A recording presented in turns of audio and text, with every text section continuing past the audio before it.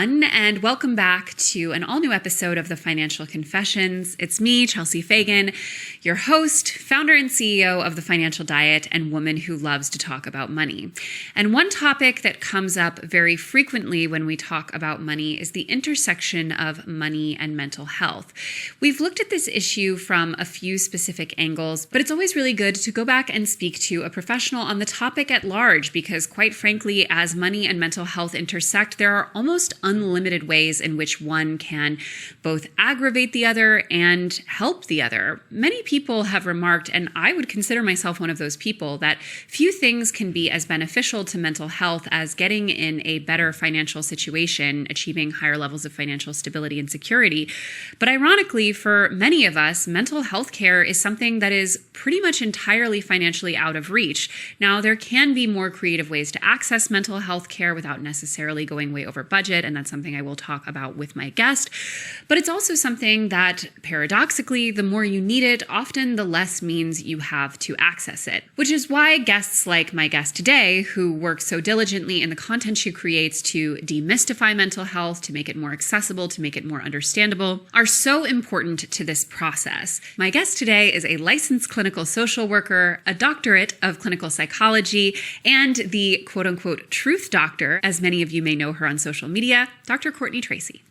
Hi, it's so great to be here. Thank you for having me. Thank you for coming. Did I get all that right? You did. Okay.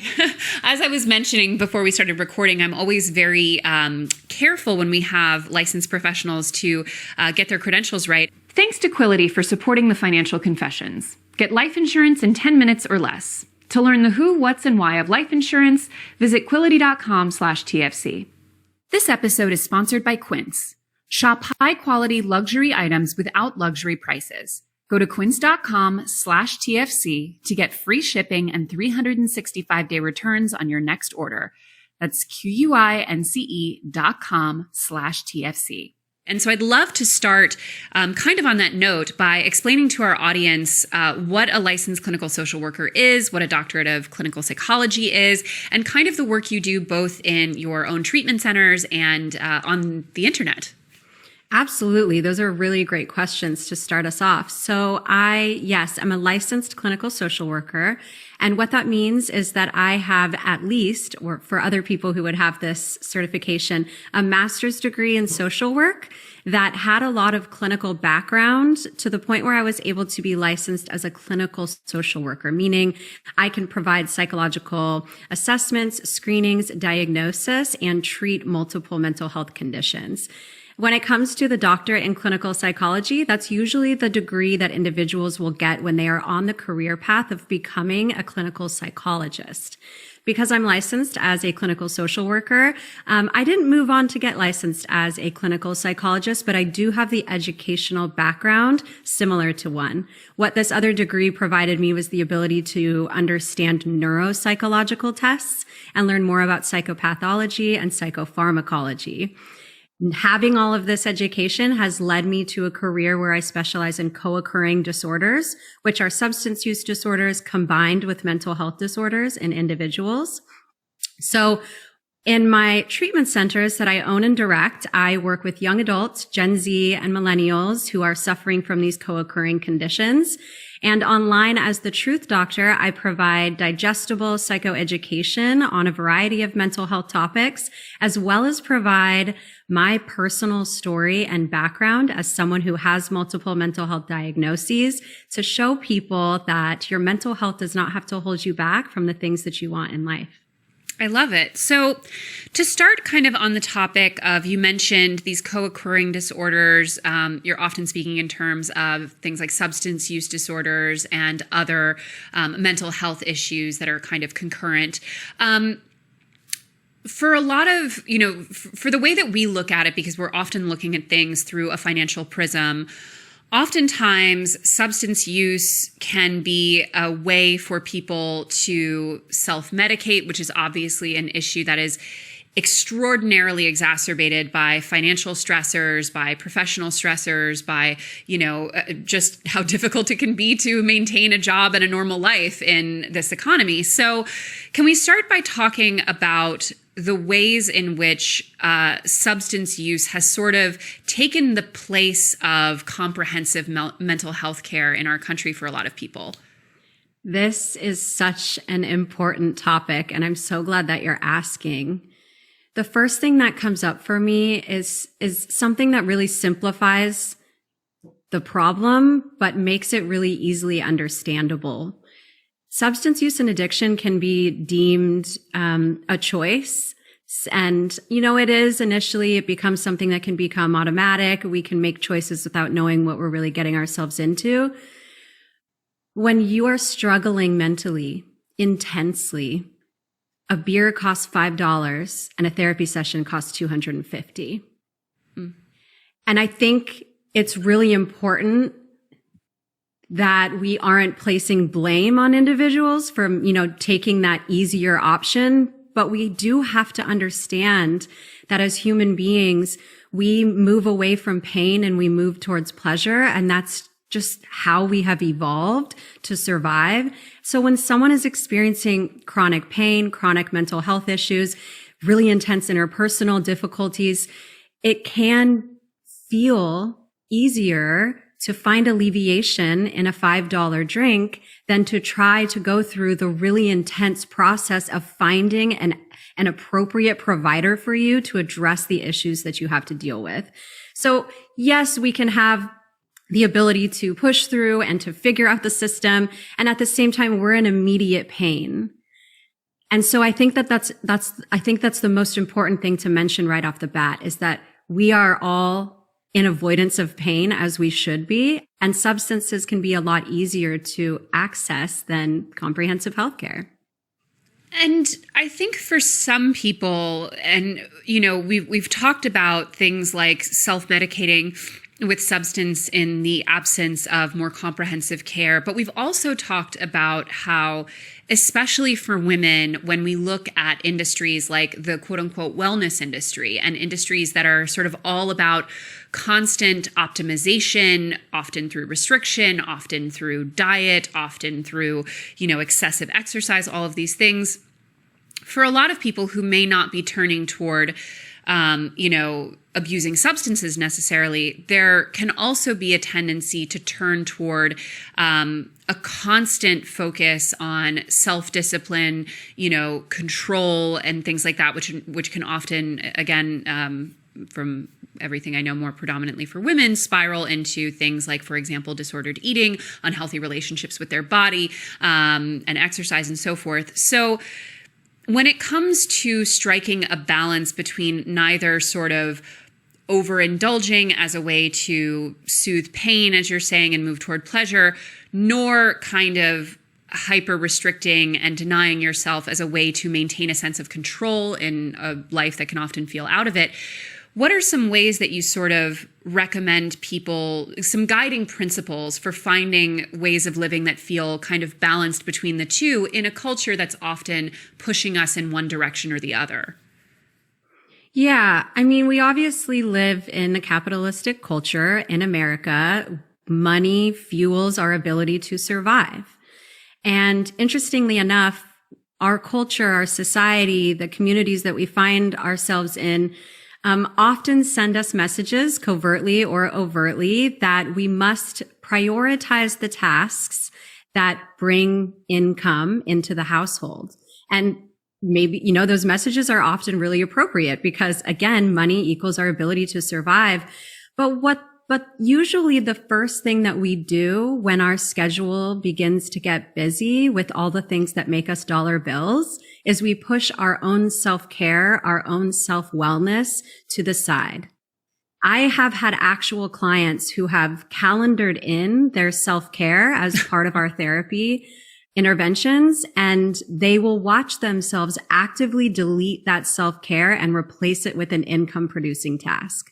Wow. To the point where the next week where they come in, they say, I now see what you're saying visually, that I am removing my own self-wellness from my schedule because of the way my life is currently set up. And even when it comes to substances, that's putting something in your body, right? To soothe yourself because it's more accessible and it can be cheaper. When I think about recommendations for individuals who may find themselves either actually deleting things off their schedule or just mentally telling themselves, I need to not be as important as this project, this KPI I need to hit, or whatever it is to realize that you are your own best resource. And the messages that we've been told, in addition to put your self-care to the side, when it comes to wellness in a positive way, have also been get a good night's sleep, put nutritious food into your body, move your body in any capacity. These are things that are also readily available, can be decently cheaper or free, depending upon the context. And so in the same way that it makes sense for mommy to need a glass of wine or for dad to need to go betting on, the next sports game that's coming out as ways to self-soothe, we can also find things in our environment and place things in or on our bodies that can give us the type of care that we need and that where we don't necessarily need to be in a certain place economically in order for those things to help us. Well, on that note, in terms of, on one extreme, you might have people who are literally, which is quite an image, deleting their self-care from their own calendars, and people who are, maybe self-soothing in more kind of overtly harmful ways. There is a concept to me in finance, in personal finance, of enough that is often very elusive. The stasis that people will find when their needs are met, when their life is, enjoyable in the way that they define it, and when they can sort of take their foot off the gas in terms of their earning, in terms of their aggressive saving, et cetera. That number, as I said, can be very, very difficult for a lot of people to find, to understand. It also changes throughout life. Obviously, if you have children, if you have, more substantial financial commitments, it's going to change. But I think more generally, especially in a culture that's always pushing us to consume and to seek pleasure, the concept of enough, even removed from a numerical concept in the case of finance, can be really, really difficult for people to ascertain. People, I think, often always feel, to some extent, obligated to be on a self-improvement journey, to be optimizing, to be, to perceive themselves as not being enough in some ways. So how do you personally define enough, and how do you encourage your patients and the people you speak with online to find a healthy self-image of themselves that doesn't constantly involve feeling a need to change or improve? Yeah, this is like the question of my whole career, I think. I consider myself to be an existential psychotherapist. And what an existential psychotherapist is we really take a look at the big questions. The questions that you may hear a 3-year-old, a 4-year-old, a 5-year-old asking, like, why am I here? Why am I alive? Or questions that we ask them. What do you want to be when you're older? What do you like? What do you not like? All of these questions that sort of formulate who we are and our perception of the world around us and the world's perception of us. We get those questions answered pretty quickly by other people. As we become a child, move into adolescence and young adulthood, the pressures of society, familial pressures of you must be this or make this to be successful, all of those pressures start to have us quiet down what our potential answers would be to those questions. And we start to get really consumed in the rat race. Once we're in grade school, we know we have X amount of years until we may enter college. Then we need to know what career we're doing. And that can become really stressful, and we can lose ourselves really easily. Well, I think to your point, and this is something that we talk about quite a lot on the channel, is coming up with a self-concept that exists outside of the expectations of others. Oftentimes when we talk about financial milestones in particular, we're talking about things that were not only placed on people externally, You have to get a certain degree, you have to have a certain kind of job, you have to buy a home, you have to do it by this time, so on and so forth. Even, obviously having children is not just a financial decision, but it's also a massive financial one. So it extends to things like that as well. But so it's not just these things being externally sort of put on people. It's also that in many cases, the expectations are based on a completely outdated economic system that no longer exists. Like these things are often quite literally not achievable for people in the same way that they were for their parents' generation. So from my perspective, when it comes to creating any kind of healthy financial relationship with yourself, it has to first and foremost involve a complete unprogramming of any kind of information that you received about what your financial parameters should be. Again, because even if the people giving them to you had excellent intentions, take something as quote unquote simple as going to college, which for many people was treated as a non-negotiable and something that was their only way to get a decent life. Not only were they put into a mortgage worth of debt at 18 years old in many cases, but they were told to do it by a person and by a generation for whom that degree cost not even a fraction of that. So to me, it's about sort of understanding that you are very fundamentally playing a bit of a rigged game, and that in order to have any kind of chance at real balance and fulfillment, you have to unlearn the rules that never really applied in the first place. Yeah, that's a great point. And I think something that would be great to share with the audience is something that some people may never get the opportunity, and that doesn't mean it's a bad thing, to experience. And it's this. I have worked with individuals who have a higher net worth than I will probably ever imagine, that I could probably ever imagine. And I'm working with them because they no longer want to be alive. And so I want the people listening to think about, if you have ever found yourself in a situation where you feel caught up in your career, caught up in your relationship, caught up with your bills, caught up with feeling like you must achieve, whatever it is, and you find yourself saying, I don't want to do this anymore at all. It's important to realize that what that means is, it's important to realize at that moment that you need to ask yourself a really important question. And that question is, do you really want to leave this life, or do you want to leave the pressures that this current life system is presenting you? And if the answer is yes to the second question, then there are different rules that you can live by in a more healthy way. Maybe it's cutting half of your to-do list and cutting half of your income if it's possible. I'm talking about people who have reached a really high level of success and now no longer want to live. It's not that the money may be making you feel that way. It may be that the strive for money is making you incapable of living. And so I think it's really important that we realize that if we're living life a certain way, financially, relationally, whatever it is, and we're feeling like we don't want to do it anymore, there are options. There are ways to reprogram your life, restructure your life, or even just think about yourself and your life in a different way. So yes, stepping out of those conditions are really important. Asking yourself, why do I think this about myself? Why do I think this about money? Why do I think this about success? Redefine those things for yourself, and you may find that those ties were not as tight as you once thought, and now you're on a different path and feel a lot happier.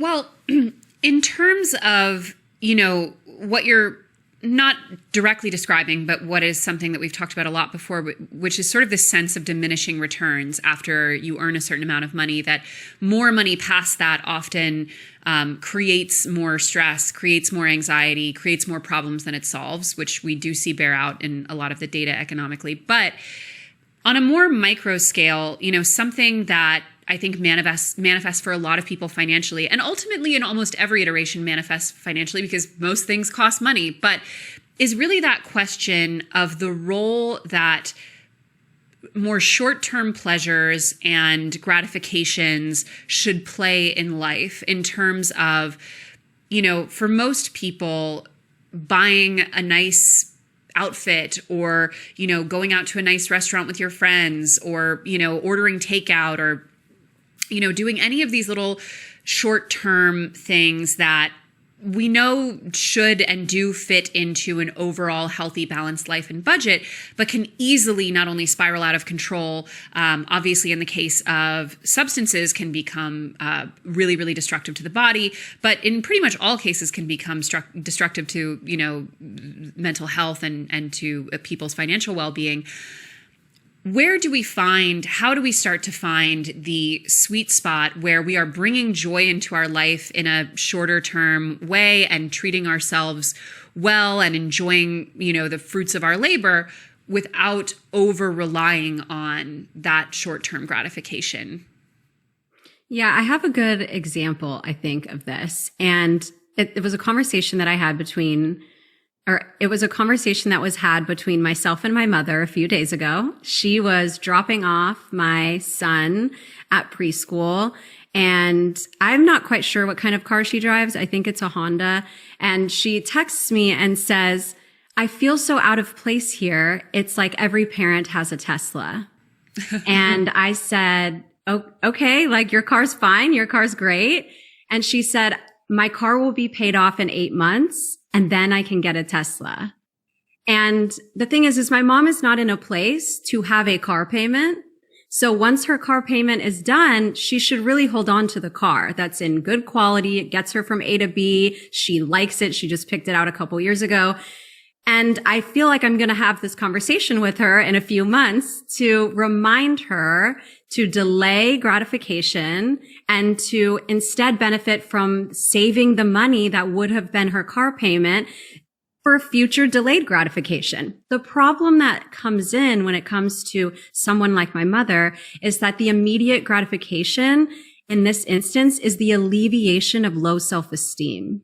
It's the ability to feel as though you're fitting into a group. And so my suggestion, I'm not quite sure what I'll do with my mother, but if this was a situation with one of my clients, my suggestion would be to figure that out, to figure out what is the thing that you want so immediately, because it's not that you want another car payment. And it's maybe not even that you want another car. It's that you want to feel better. You want to feel a part of. And so for anyone who is maybe engaging in these immediate gratification skills or purchases that don't really serve you long term, is to ask yourself, what is the feeling that I'm getting out of these things that I'm buying or spending my time on in the immediate? And are there alternative ways to get that feeling that aren't going to detrimentally affect me financially in the future, which will then in turn detrimentally affect my mental health, which is what I'm ultimately trying to solve in this immediate moment? As both a business owner and a person who wants to make sure that the people I love are taken care of if anything were to happen, life insurance has been a conversation that I've been having in my own personal life as of late. And being financially savvy, as you all know, means planning ahead for future you. Life insurance is an important part in financial planning because it helps make sure your loved ones are taken care of in the future.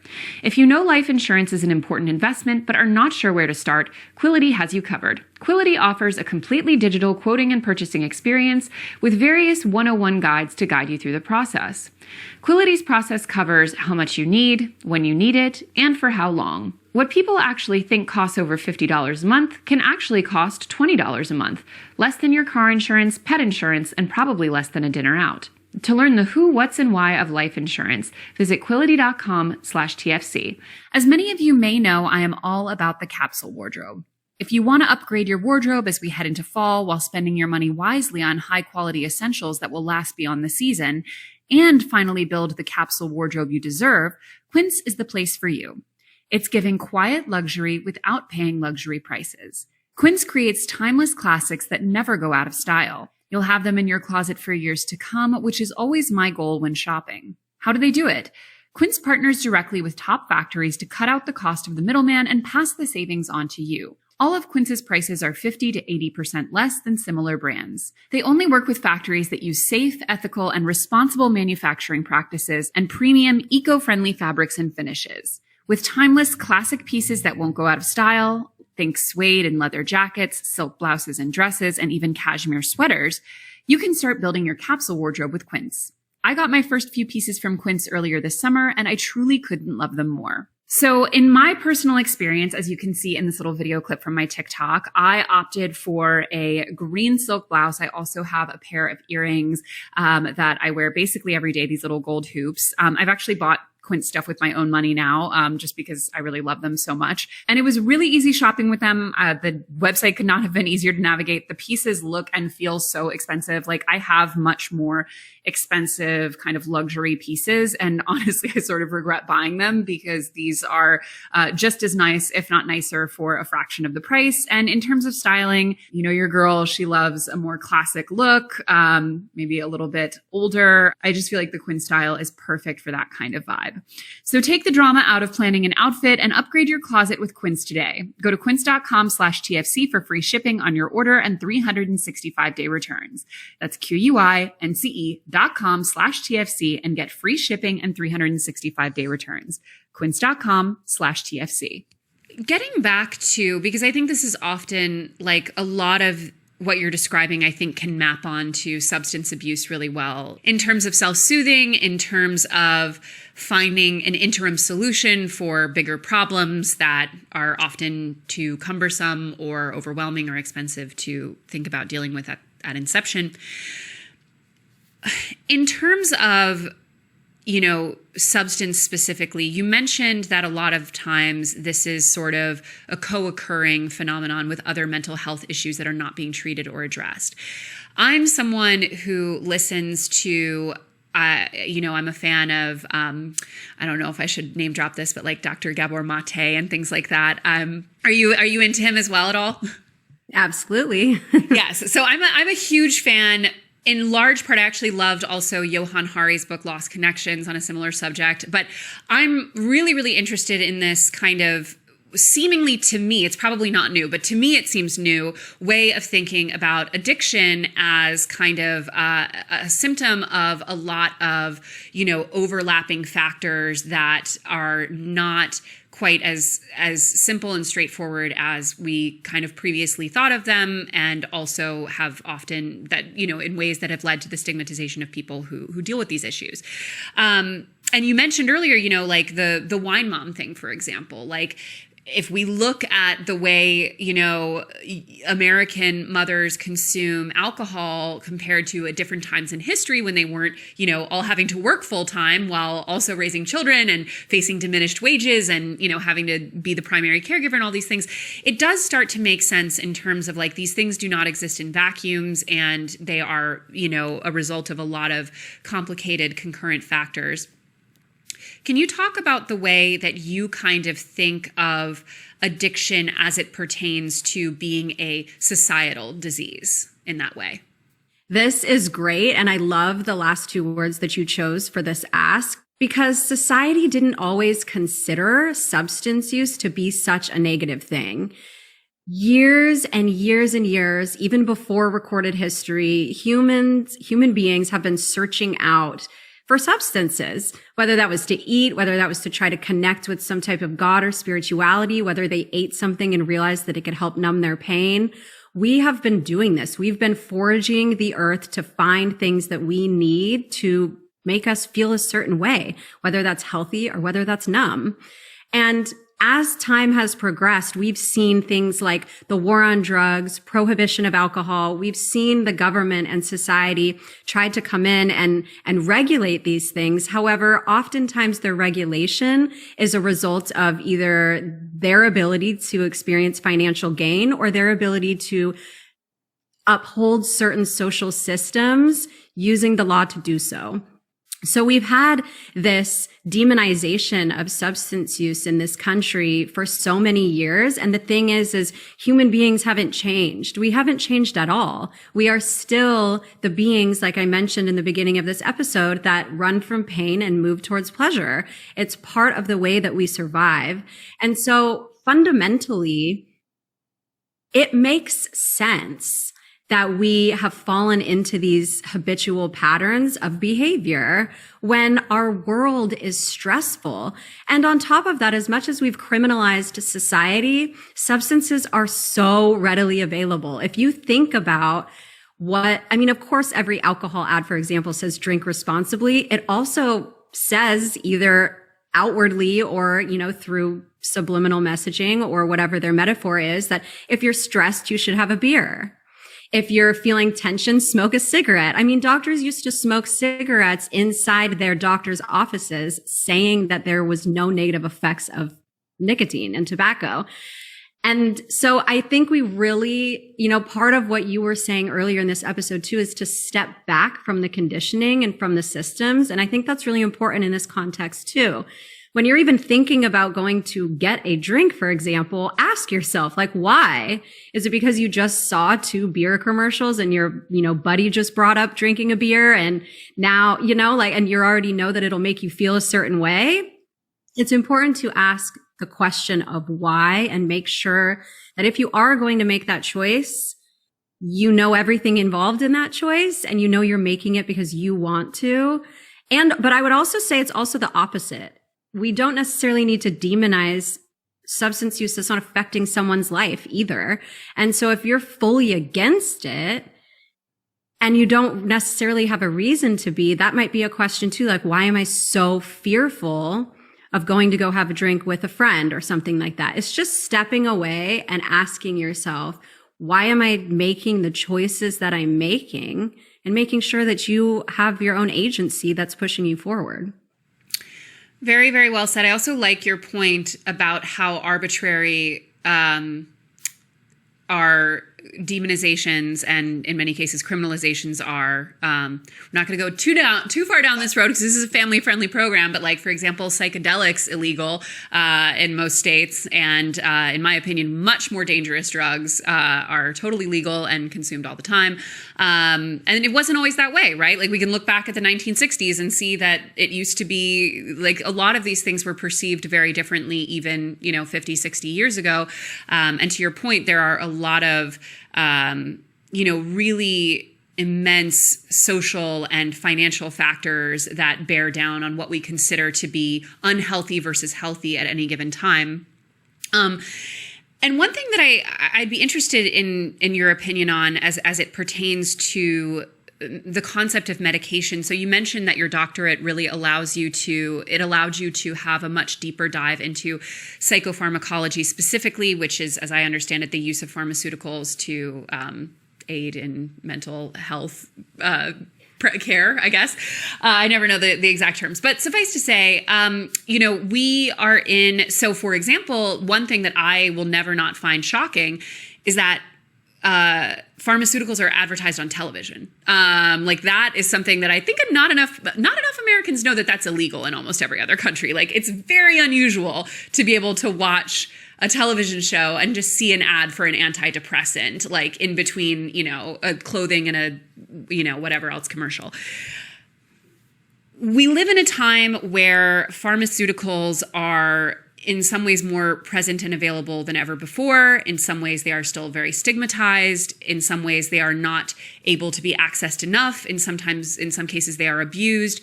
I would love to hear your general philosophy on pharmaceuticals and some guidance for ways that people can start to think about it in their own lives. Yeah. I'm glad you mentioned that pharmaceutical commercials are illegal in most other countries. Because I don't think that people know that. And it's a very important point. As someone who does have a lot of education on psychopharmacology, I do have to note that I am not a medical doctor and I cannot prescribe medications. What I do is work in conjunction with my medical directors and psychiatrists at my treatment centers to determine the best course of pharmacological and non-pharmacological treatments for our clients' conditions. What we always tell our clients when they're starting medications is that they need to understand what these medications are actually doing to their bodies. And I have a lot of colleagues that I'm currently working with now, including one that just opened up a center called Clarify Meds. And all she does is help people come off of prescription medications. And the conversation currently in the field is that a lot of times patients or clients are not given fully informed consent of just how attached their body, brain, and mind can become to these substances. And there are a lot of medications that are absolutely necessary that are needed lifelong. This is medication that is medical and medication that's more psychiatric. And at the same time, my personal philosophy for my treatment centers and my clients is outside of the medication that we are very clear you're going to need for the rest of your life, which is rare when it comes to psychiatric medications. We want to engage you in a process where, let's say you're coming into treatment or you're coming into therapy or whatever it is, and you have zero coping skills to only maladaptive coping skills, meaning you have no idea what to do to help yourself in any given moment. And that's why you're here. We will start you on medication. So we're saying your coping skill level is none. Let's say it's none. Your medication level is also none. We know that medications can have a much faster effect in behavior change than learning coping skills enough for them to feel automatic or easily available. So we'll start to increase your medication dose till we get you at a level that makes you feel stable and capable of engaging in your life functioning again. But the goal of long-term treatment is going to be that as we are raising your level of coping skill ability, over time, we're eventually able to lower your medication dosage. And this is, of course, dependent upon specific symptoms or conditions or presentations. But oftentimes that's the goal. Oftentimes for us and what I treat, it's short-term medication use while applying coping skills until they can either balance out to be equal or we could reduce you off the medication altogether. And I do have to put a quick disclaimer that this is something that really should be talked about with a provider who understands your history of medications, how your current medications are affecting you, and what would happen as side effects as you titrate it down. You know, to go back to things that are pretty unique to America, similar to being able to just see a bunch of ads for pharmaceuticals on TV all day long. You know, there's been a fair amount of research and, you know, ink spilled on the concept of Americans' pursuit of happiness specifically. Like, it's literally our motto. Like, we have really cornered the market on wanting to be happy, which, you know, many smarter people than myself have, you know, written at length and studied how that can negatively impact people's lives, because happiness is not necessarily a super sustainable state. It's often pretty ephemeral. It's also often very subjective. It's also can be quite different from longer term contentment, fulfillment, you know, validation, all of those kind of things. That it's a rather, I think in some cases, childlike perception of what the goal should be in terms of mental health. To what extent do you think people's expectation of, or quote unquote pursuit of, happiness is part of this cycle of, you know, needing to self-soothe, of needing to seek external pleasures and validations?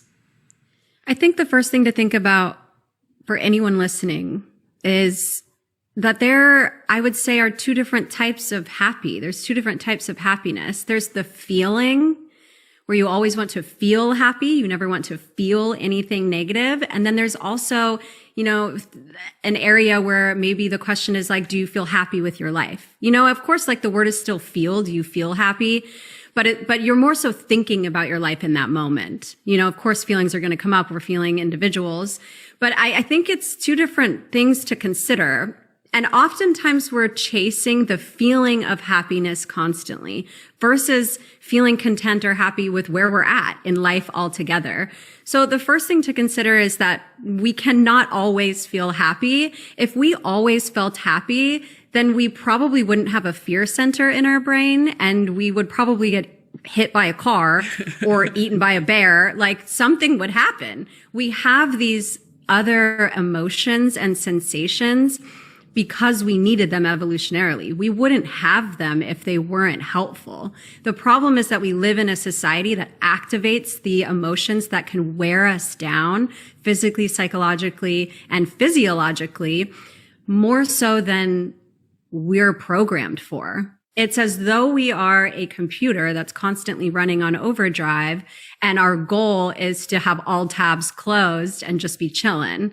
Like, that's really difficult to do when you know that you're alive, and let's say you need those tasks open to keep progressing in your life. And so it's almost like we're going after something that is impossible to achieve. Another thing that comes up for me is the saying that money can't buy you happiness.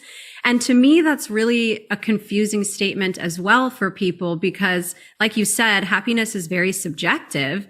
And at the same time, what do you mean when you say money can't buy happiness? I mean, are you talking about, again, the feeling of happiness? Because then it's like, well, maybe it can. Like if you've ever been to a theme park you always wanted to go to or something like that.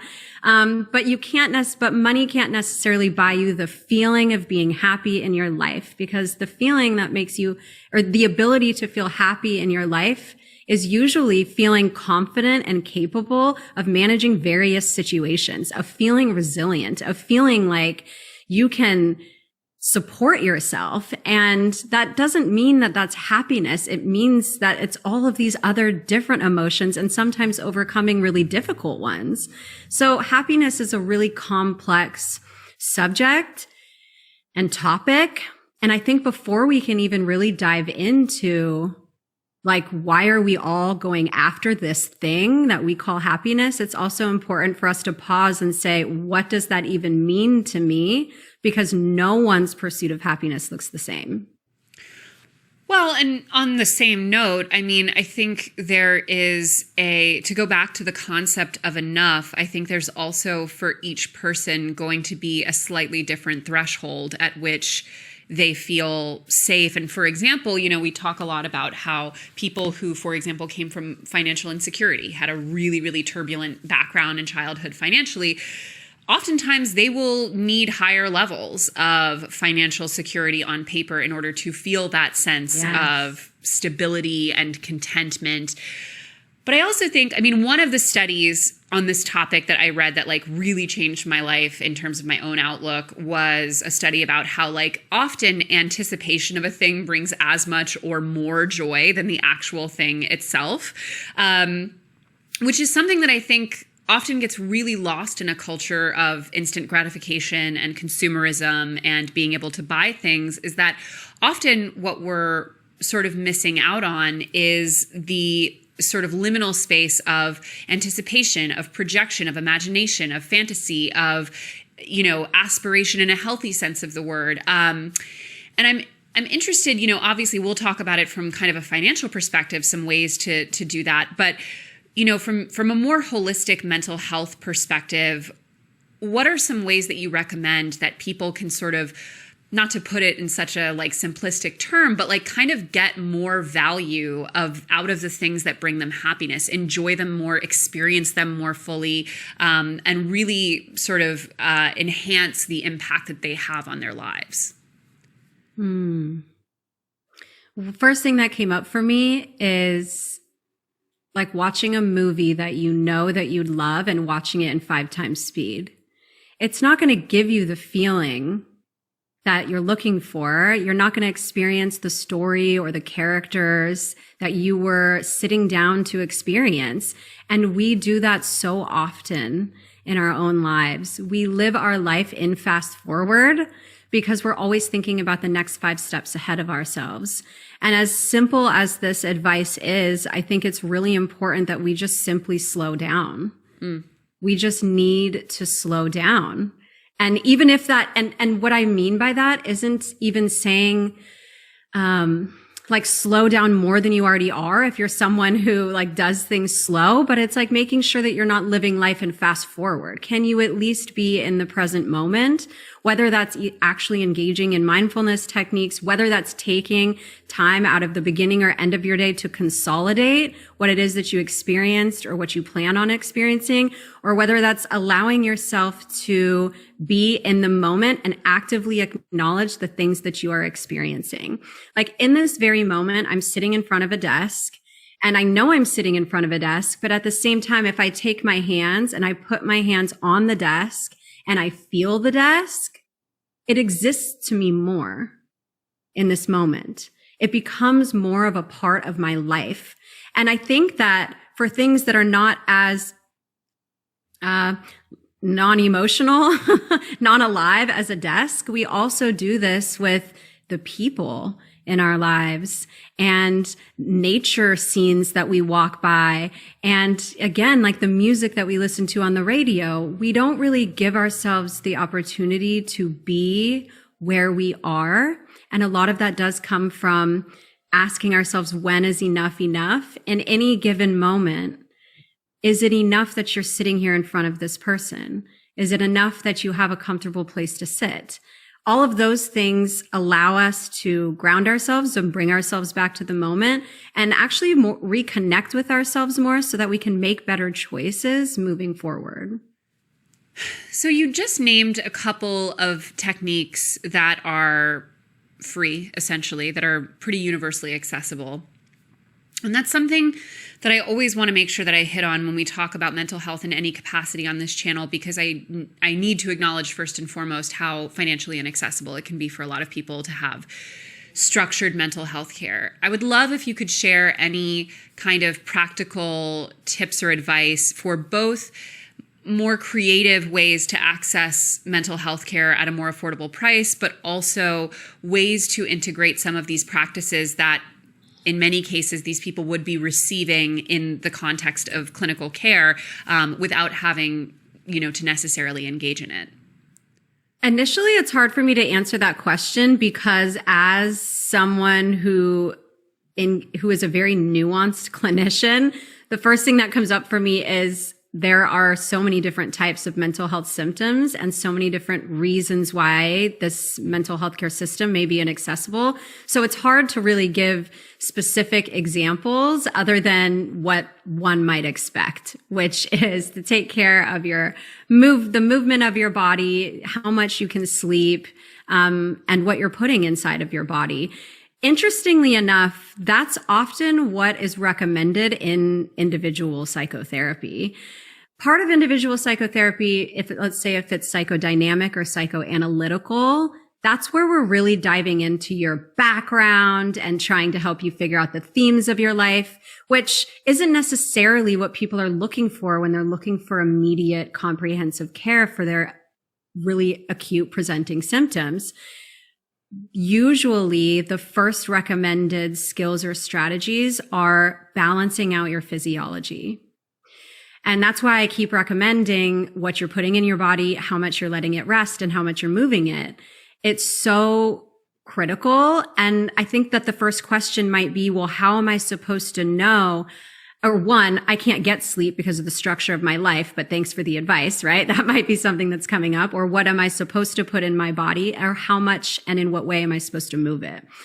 That makes sense. And you would get individual answers in individual therapy. For those of you who can't access it, the first thing to understand is that your body is giving you messages. And as much as those messages are negative and you want to numb them, there is a reason that they're sending them. And it's important to try to figure out what those are. If you're at a place where you don't feel like you can figure out what those are, at least something that you can do is figure out what are the messages, what are the symptoms. For example, someone who has anxiety that would want to go get treatment for anxiety. When people have asked me this question on live interviews on my social media, I give them this advice because I don't know them personally. I say, there are many different ways that your anxiety can be showing up for you. And instead of just looking up anxiety coping skills and using the first one you find, do some analysis into how your anxiety is specifically presenting for you. Is it anxious thoughts? Is it something that's more mental? Is it anxious somatic feelings, meaning it's all these physical symptoms of your heart racing and sweating? Or is it more psychological anxiety where you feel low self-esteem or have difficulty engaging in public speaking, for example? Breaking your symptoms down into those three areas, mental, physical, and psychological, can really help you get a better idea of whether that's self-help books or what you can find online or recommendations for free community activities or whatever it is. you are at least able to give yourself a more complex and nuanced solution than just taking some blanket response and having that not work because you haven't done any introspection. Well, kind of as a final note and on the topic of introspection, so you use the moniker The Truth Doctor, which we stand the trademarking that. It's such a good title. I love it. But, you know, I'm interested to know kind of what that means to you in terms of what is the truth? What are the truths about mental health care and mental health well-being that maybe we're sort of denying or we're not acknowledging? Yeah. Well, to start off, I call myself the Truth Doctor because I share my truth with the hopes that I can help other people find their own. And so what does that mean, the truth? I think something to leave people with is to understand that even from the moment that you're born, you didn't even choose the first language that you learned. Your society, your community, your parents, whoever was around you chose that for you. And that is something that is so unique to human beings on this planet, is our ability to communicate using language. And so if that in itself is something that was removed as an initial choice for us, how many other truths or aspects of our lives, like I speak English, were chosen for us before we were able to make that choice? And when we're reflecting on what our truth is, it's important to recognize and figure out, what truths have I been living my life by that I don't want to be living my life by anymore? Which ones are working? And regardless, where did all of these ideas and perspectives come from? How are they affecting me? And what can I do to change what I want to change? We often find ourselves living a lie, and we don't realize it until our life is crumbling to pieces. And we call this midlife crises. Now we're having quarter life crises, and they're happening younger and younger. We see it happening in our younger generations, even under 18 at this point. They're lost. We are lost. Many of us in understanding what our purpose is in life, what the meaning of life is, and who we really are, our true selves. So maybe it sounds overwhelming to start as far back as the first language that you learned, not being in your own control, but maybe even just taking the rest of your day after you listen to this episode and introspecting in a way where if you have a thought or a feeling, and trying not to obsessively go too deep down a rabbit hole, but asking yourself, where did this thought come from? Or why am I labeling this feeling a good thing or a bad thing? You will find more of your true self if you give yourself the opportunity to introspect and meet yourself potentially for the first time. I love that. Well, thank you so much for being here. Where can people go to find more of the amazing work that you do? Thank you. You can find me on TikTok, Instagram, or YouTube at the.truth.doctor. And my website is thetruthdoctor.com. Well, thank you again for being here. And thank you all for tuning in to what was, in my opinion, a very fantastic episode. I will see you all next Monday for an all new episode of The Financial Confessions. Thanks, guys.